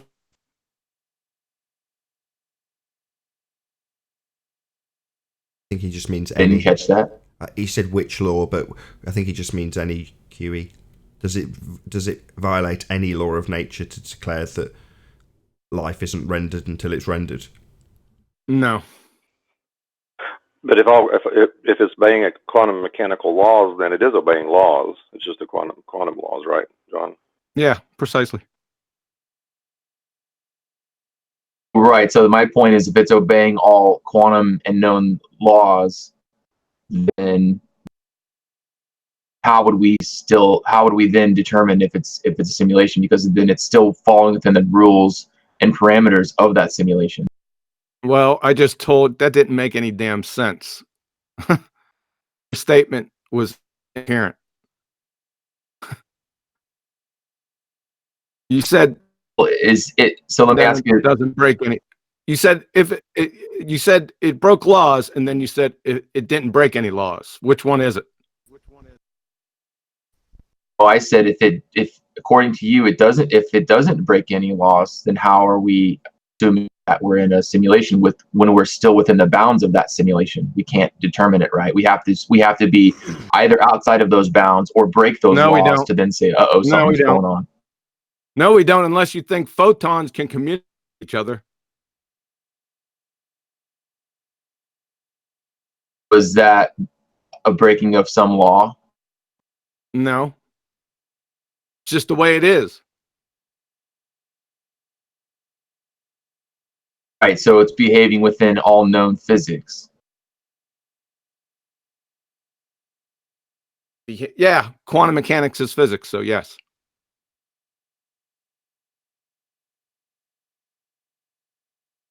I'm sure there's a... Why? I was just going to say one thing, sorry. It is Chris, isn't it? That's Chris. The laws of nature are quantum mechanical laws. I can't remember who said that. That's a quote, I'm pretty sure. Professor Shankar, Yale. There you go.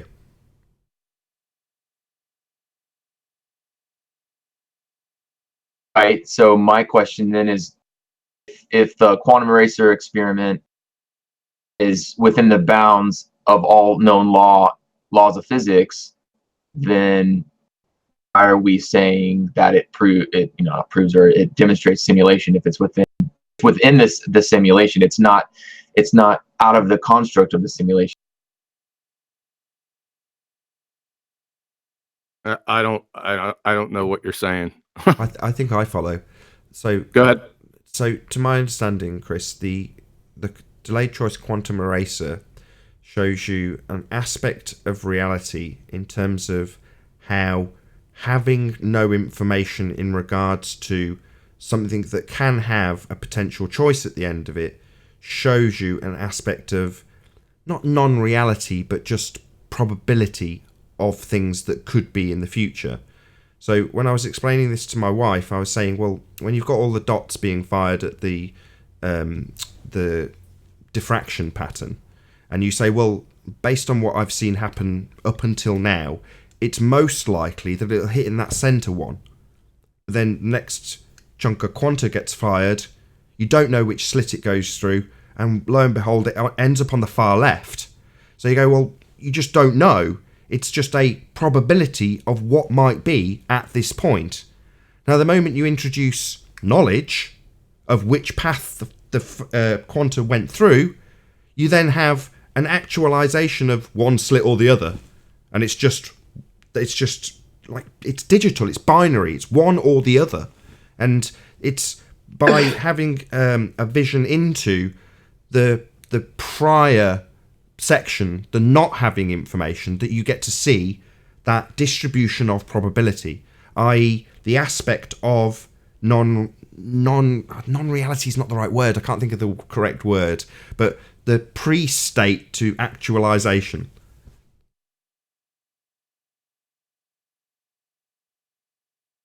AKA, Right, so when you go on. Say that again. When the experiment is done, so first they detect the photons or whatever it is itself, and then they view the detection, right, something like that, and then based on that viewing, it changes the behavior of the path. No. In the delayed choice quantum eraser, it's a fire and forget experiment. There's no observers in this experiment whatsoever. No slit detectors either.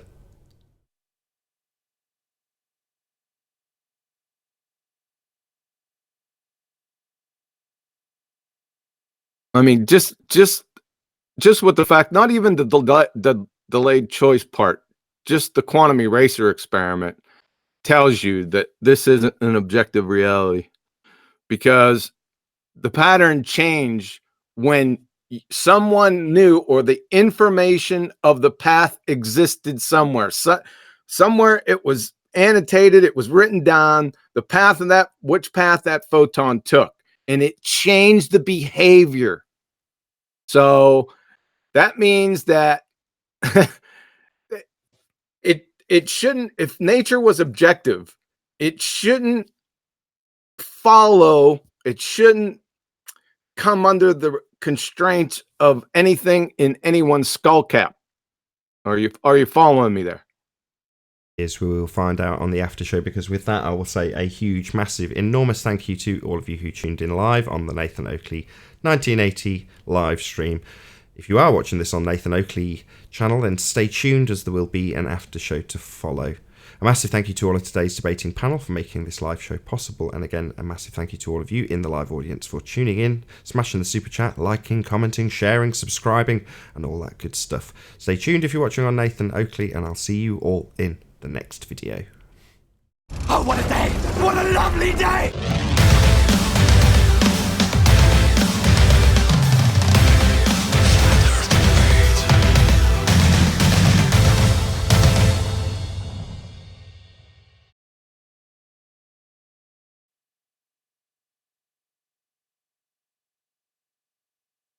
But it's interesting that if the reality will manifest depending on the question you ask it, that's kind of an interesting concept to think about. No, not in this context, Paul.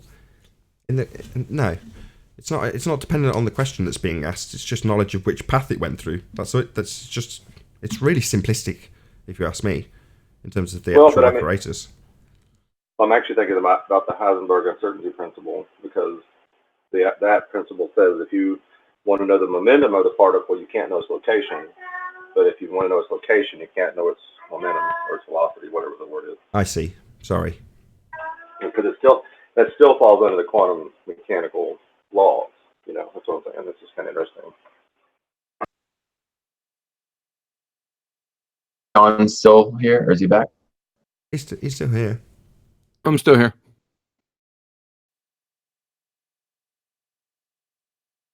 Something's going on with Discord today. I keep getting disconnected and reconnected, so sorry, it's hard to hear. Maybe it is me. I'll try again. Just give me a second and I'll refresh, and then I'll rejoin.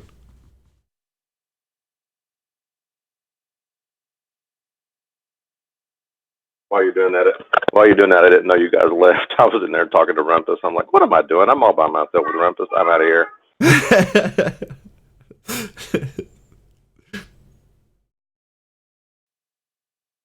Can we change after show to after shoe?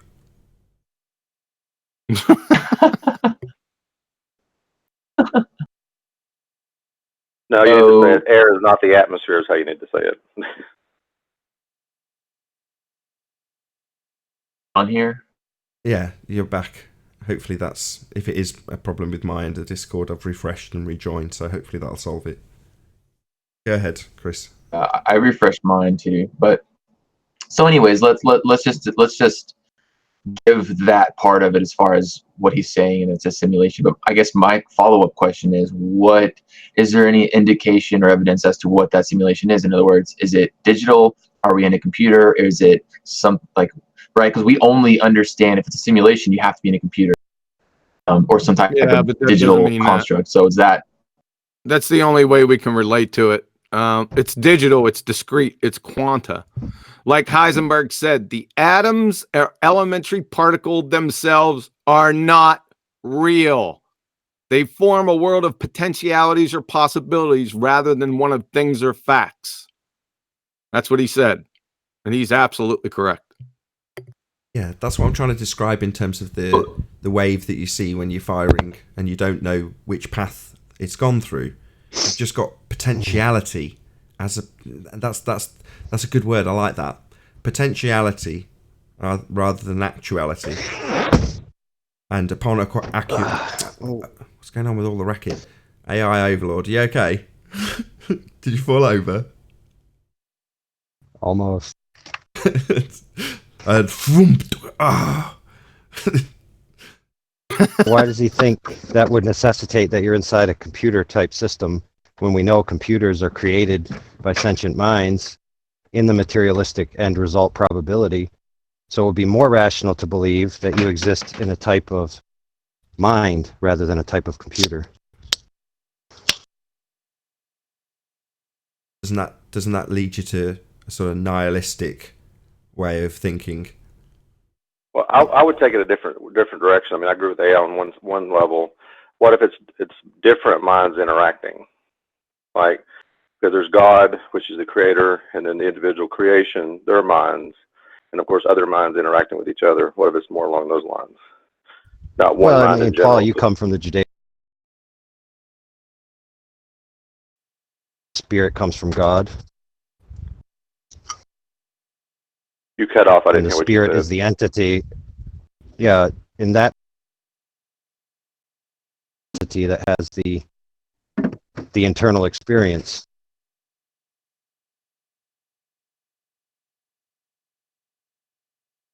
Yeah, it's Discord being screwy. I'm seeing the thing at the bottom going round and round and then saying voice connected. So it's reconnected now. I'm sorry, that was actually a fault on my end. No, now I've got no fucking audio at all. Ugh. Sorry, members of the Nathan Oakley audience. Technical issues. Did you reconnect? I am now, yeah.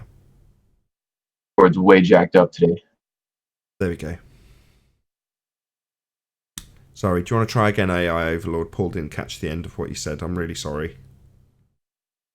Oh, it's just the Judeo-Christian paradigm basically says that consciousness, the soul, the spirit, etc., come from God. That everything exists within God. So God is essentially the quote-unquote computer, but it's not on a mechanical level, it's on a spiritual level, which is extra dimensional to the final rendered reality that we experience. So we're not physical beings in a physical objective world as much as we are spiritual beings having an objective physical experience that at least appears to us to be. It appears to us to be what? Objective in nature on the surface level. Very well said. Now, here's the question I would have though: is if we're all in the mind of God, so to speak, which I'm not necessarily, I disagree, but are we still the mind of God ourselves, or we are individual minds within the mind of God, or are we separate than God's mind? That's the question. The matrix in which we're living could exist within the mind of God, or even separate. Yeah, it could, but we'll never know the answer to that question. It's a good question, but we can never know. Yeah, but what I'm trying to say is, in principle, it can't be a computer, because a computer I totally is agree. what we know as is a mechanistic process that exists within the end user's world, so it can't be the source of it. No, I totally agree. And you said it early on, you're like, that's not the most rational way. It is a rationalization, and it's just one that you can easily a picture in your mind's eye, because you can see what a computer does and how it operates, and how you can have literally a simulation game within that computer. So it's an easy way of just visualizing that concept, but it's not accurate by any stretch of the imagination. Are we in a computer? I would say absolutely not. And then, and if you don't watch it in that paradigm, if it's just a computer simulation, you run into the infinite regress fallacy if you don't be careful. A computer generation system inside of another, what the 13th floor was seeming to allude to in the movie, you know, a simulation inside of a simulation inside of a simulation. You could run into an infinite regress if you don't watch it. That's why you have to have Then an ultimate mind. How about Free Willy?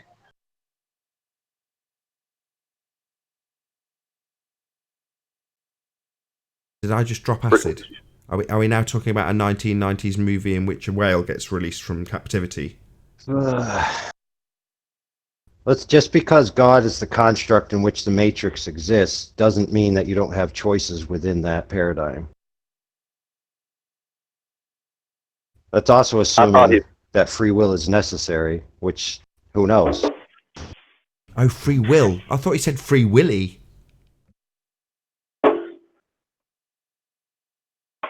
Well, it's the age-old question. If God knows everything, how can you make any choices?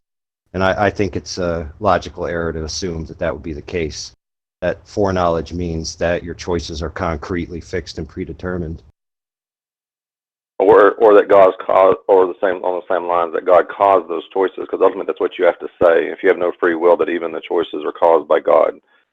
So then, well, it seems to be within the Judeo-Christian paradigm a mystery between the sovereignty of God and getting the results He desires, and the free will of man. To somewhere in the middle is where it probably is, and it's something that seems to be expressed within that paradigm that mankind can never understand. Well, the way I've always phrased it to people, I say God has on purpose limited His sovereignty, but He's also limited our choice. So because we can't make other options that we would choose to. We have to work within the framework that we're given. We can't work outside of that. So yeah, God there's has limited boundaries. There's boundaries in the game, right? Right. Yeah, you can't work outside of it. And even God he's pulled back His sovereignty and said, I'm not going to be fully engaged. I will engage when I choose to, but I'm not going to be fully engaged, so to speak.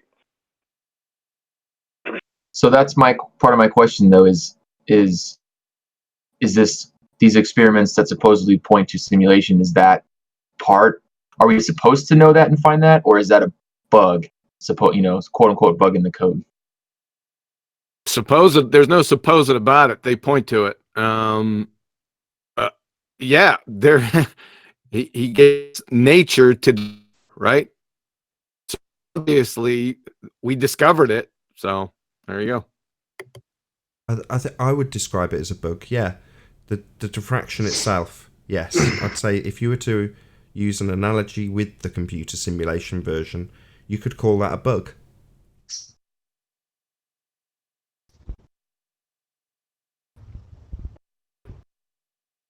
Well, even the Bible says in its own pages that the understanding of how things are made, which if you take that with a grain of salt, you could say, well, if we discover that the world seems to be rendered by conscious minds, then that would make perfect sense from the creation story, where God was the initial mind that rendered the universe.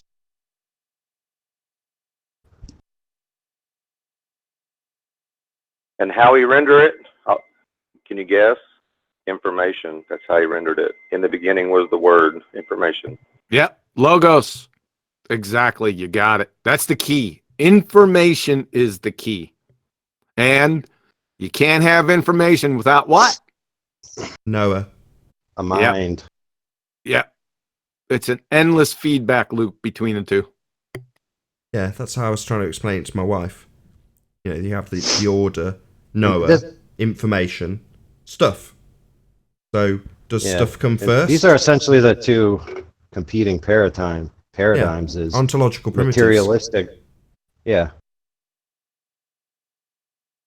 Yeah, exactly. I was explaining to my wife what the ontological primitives were, and this is how I explained it to her. You know, in terms of that order: knower, knowledge, stuff.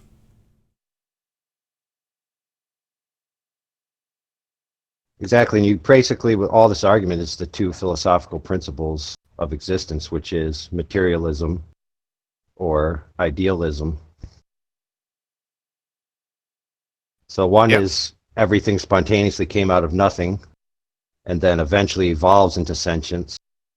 Or transversely, everything began sentient and expressed itself. Now we know that something can't come from nothing. And we know that sentient minds exist. So pursuing philosophical materialism as if it's true is self-defeating, because the idea itself is an idea that exists within a mind, proving that the mind exists. And all of the experiments prove that the mind exists a priori to the material world. Yep. And in that statement, very, very well said. In that statement is the terrifying truth behind what I think is the reason behind the rejection of this. You would ultimately, including myself, despite me not wanting to, you have to come to one conclusion. Creator. It is that simple. And upon coming to that realization, you can also look at it as things like judgment, hell, all sorts of other things if you've got a bucket load of skeletons in your closet, or you're inherently evil. So there's a good reason to want to reject this. Flat Earth is the first step on that. That's not it. Go on. The conclusion is not creator. The conclusion is that you are not real. Define real. I'm pretty real. How can you have a conclusion if you're not real? Your statement is self-defeating on its face. Yeah. Real means sovereign.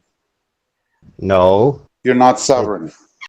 Well, that may be the case, but that doesn't mean you're not real. But didn't I Unless you want to discover this argue about for the case that you don't have an internal experience, meaning that you're just an avatar, an NPC, and I'm the one that's real. If you want to argue that, that's fine. But intuitively, I would tell you you're full of nonsense.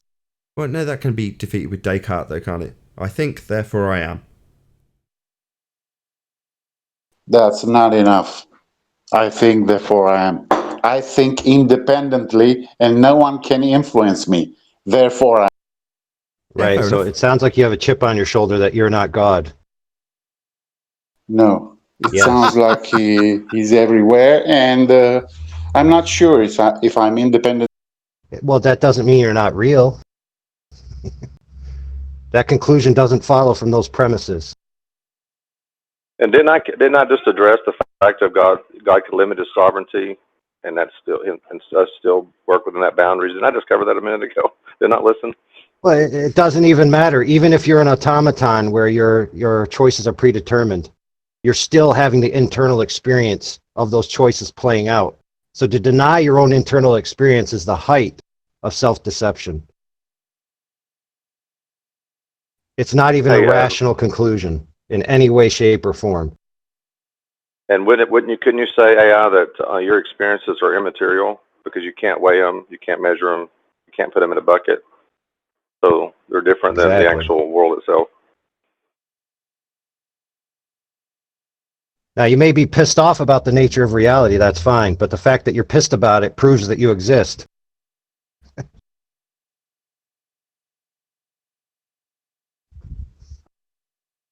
And that you're subject to the consequences of that reality. Whether it's simulatory in nature or concrete in nature is irrelevant.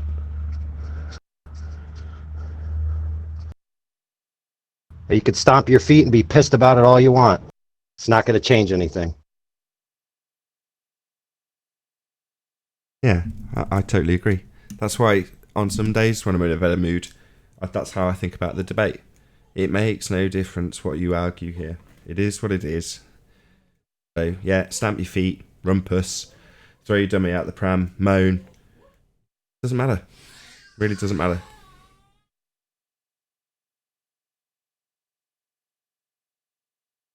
Something I brought up in the Discord. Everything has a cost involved with it, and knowledge of God has a cost. Because, like even you said it, Nathan, I may have those skeletons in my closet that I don't want to be dealt with. But if you come to terms with that there's a creator, then you may have to come to terms with those skeletons in your closet, right? Exactly. Yeah, and I see and hear in people's voices and what they say, their fear of this reality. They don't want to face this because, like you say, the skeletons in the closet, they don't want to face their own demons. Most people are terrified of their own evil nature, and a lot of people are. It's a strong word, but it's the only appropriate word in this circumstance. A lot of people are evil, and facing your own demons and accepting that you might have to face judgment, well, no one wants to face that. So it's stick your head in the sand, deny, deny, deny. And the paradigm of the globe doesn't have that as part of its paradigm. So it's very appealing if you want to deny your own demon. And you know, the only Well, it gives the ability for a grounding of a subjective morality. And we've actually seen this expressed of late with a lot of globers changing their personal rhetoric against the mainstream to try to make excuses for new evidence, right? So I've updated it from subjective morality to subjective cosmology. So they just believe that the universe is whatever they say it is, as long as at the end of the day they're not morally culpable for any of their actions. There's a cure for that. Oh, Nathan. that's what I was going to bring that up, but go ahead, John. I'll let you do it. There's a cure for that because we are all inherently fall short of the glory of God, and we're all inherently wicked, right? It even states it in the Bible. So he says, you know, the heart is basically terrible. Who can know it, right? But there is a cure. Like I said, we all fall short. And if you don't want to be judged, then you got to get on the side with the defense counselor that has it in with the judge. His name is Jesus Christ. It's the only way. Thanks. And he paid the penalty that you should have received for those skeletons in your closet. Right, John? Paid in full, tetelestai. That's what it said, tetelestai. Paid in full. It's absolutely free. That's the amazing thing about it. It's absolutely free. And no other religion offers that. It's all, you have to work your way, do the good things, do whatever. Because here's the thing: how do you work off of something that you know you're supposed to be doing right? How do you work that off? If I messed up, if I'm supposed to obey how do I work off a speeding ticket when I broke the law? You can't. You got to go pay the fine. Yeah, but there's issues with that philosophy too, though, right? Because if I know that I can do anything I want, and at the end of my life become a Christian and then get into heaven, why do anything good? Wrong. He knows what your thoughts. He knows your heart. So you're screwed. Wasn't that a bet?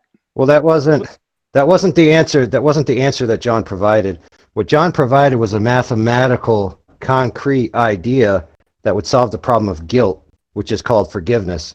So it's irrelevant from your point of view that you just gave, because that's not the point. The point isn't to wager how much bad can I do and then make up for it later.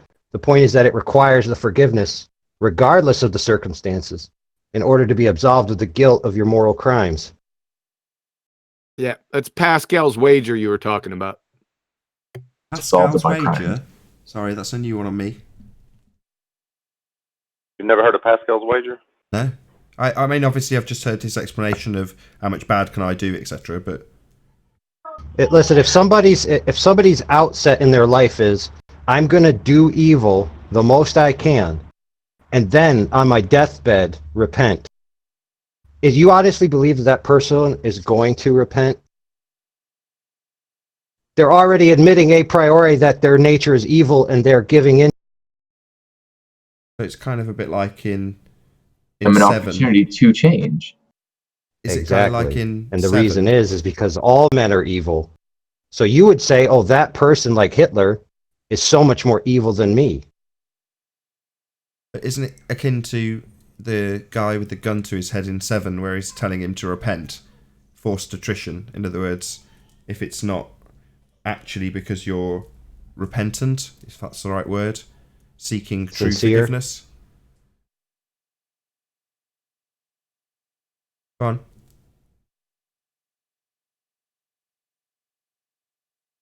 Sorry, The basic premise, undisciplined tenet lately. of Christianity is everyone's a sinner, everyone's guilty before God. God loves mankind because it's his creation, so he created an efficacious means to pay the debt that you owe and provide you forgiveness. Now, if you want to parse that as, well, that means people can do bad and then be forgiven, that's already given in the premises that I just laid out. God already understands that. That's why it says, while we were yet sinners, he sent Christ to die and pay the penalty. He didn't wait till you decided to become righteous and then pay your penalty. He did it with foreknowledge that all men would sin. Wait, so that Go on, sorry. it's already Well, what it's does pre-built in. repent mean? What does repent mean in the Bible? It's really? metanoia. It means to change your mind, and the change of mind that's required is exactly what Jesus said: to do the work that the Father sent me, which is to believe on me. So you change your mind from self-righteousness and thinking that you can cure your own problem and admit defeat before God and accept the forgiveness that he laid out. That's the repentance that's required. Not mustering up enough courage within you to say, I'm never going to do wrong again. That's self-righteousness, which God finds is the most disgusting thing in the universe, is a human being thinking that he's righteous. That's called pride. That's the sin that God hates above all sins. Is you thinking that you are perfect, that you are righteous, that your good deeds will amount to anything, because ultimately they will lead to what God knows is destruction. It's the one thing that'll keep you from accepting the forgiveness. What, trying to do good will be the one thing that keeps you from forgiveness? No, pride ain't that correct? in thinking that your pride. good deeds will absolve you of the guilt of your bad deeds. Yeah, it's a form of blasphemy because Christ already did that work for you. To go ahead and put your works in front of his, that's blasphemy, basically. It's also a mathematical problem, which is this. Jesus committed no sins, so technically when he died, he was innocent. So his death wasn't his own because he owed no deaths for his crimes. So he was able to actually accomplish the task, which we cannot, because when we die or when we're punished for our crimes, which we have done. I see. I'd like to share something real quick. Yeah, I mean, once you sin, there's no way to take it back. Even, for example, if you were to, steal $5 or $10 from your neighbor, and let's say that maybe he doesn't notice it right away, but you give it back. And so for that period of time, even though you've given it back, you still basically robbed him of having that $10 and being able to utilize it in that period of time. So there's no way that you can right or wrong, so to speak.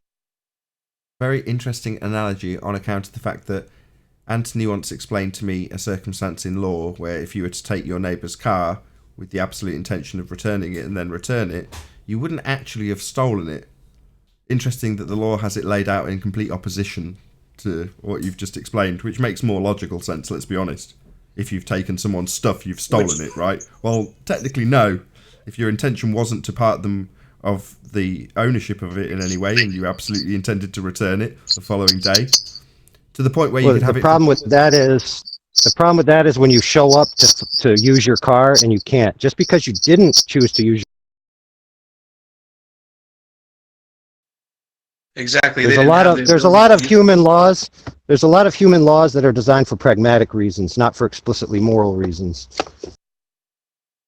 Well, and here's another aspect of it too. If you do good, that's what you're required to do. So how can your requirement to obey be something you can use to work off a debt? You can't. So even then, you're using the wrong method to pay the debt. You can't use your good work, so that's what you're supposed to be doing.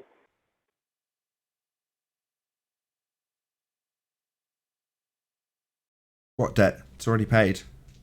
You cannot materially or logistically fix that wrong. The only way to be free of it is to be forgiven of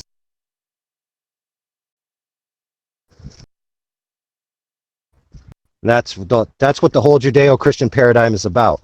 It's about being forgiven of the moral debt that you owe to God for your moral crimes that you've committed against him and others. Not only have you done so, but you've done so willingly and on purpose. Even your own moral code you have broken.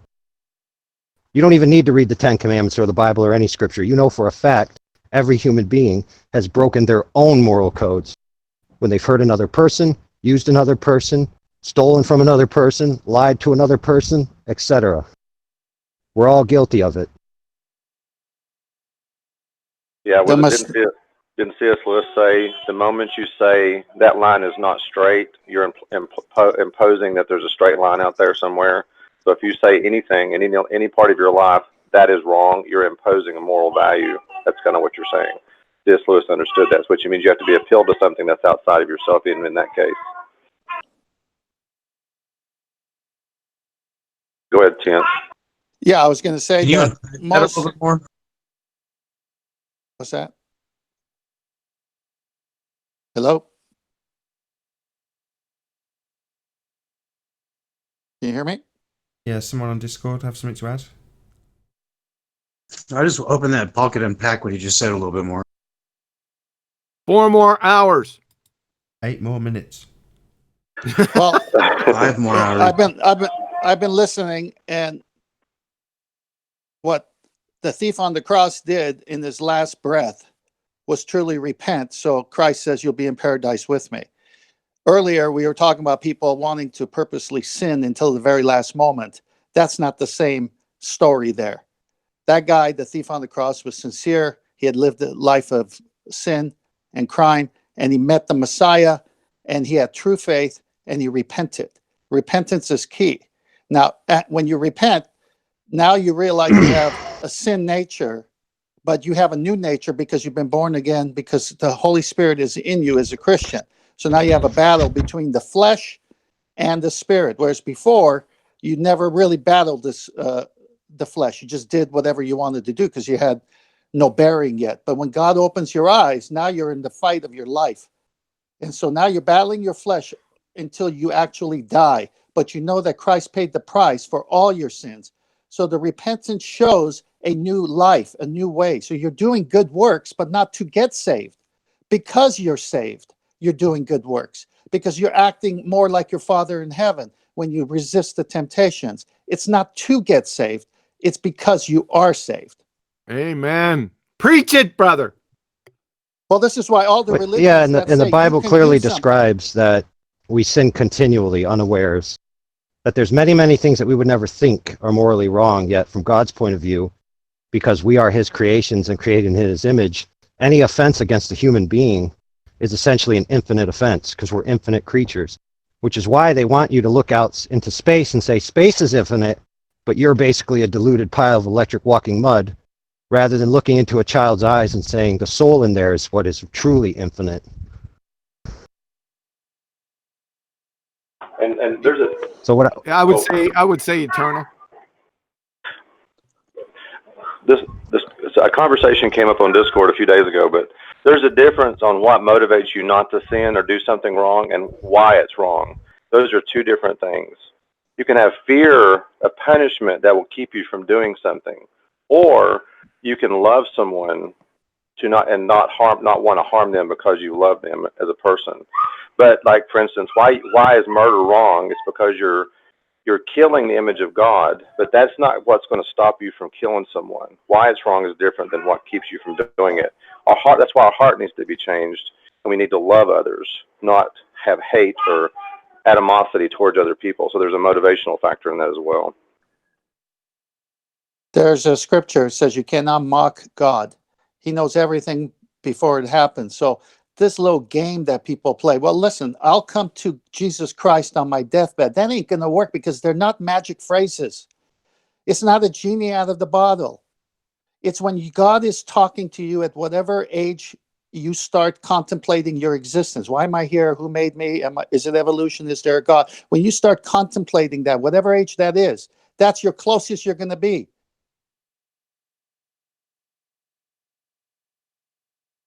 You're not going to be able to live a whole life of I'm in charge of my life. I'll do whatever I want. But just in case the Christians are right, just before I die, I'll confess Jesus Christ. And these are magic words. They're not magic words. Well, they're magic if you mean them, right? No, they're not magic it's at not all. the Lord's will that any should perish, but that all should come to a saving knowledge of Christ. That's right. And when he's giving you that through your whole life and you deny. But then at the end, you just say, well, just in case, God judges the heart. It ain't going to work. Just like I meet people who claim to be Christians. And I say, well, how are you getting to heaven? Well, I'm doing this, I'm doing that. I go, that's not Christianity. They think they're going to heaven because they're helping God somehow. Yep. I say man judges deeds, God judges hearts. If man could go to heaven by doing good deeds, Christ would not have to come and die and rise from the dead.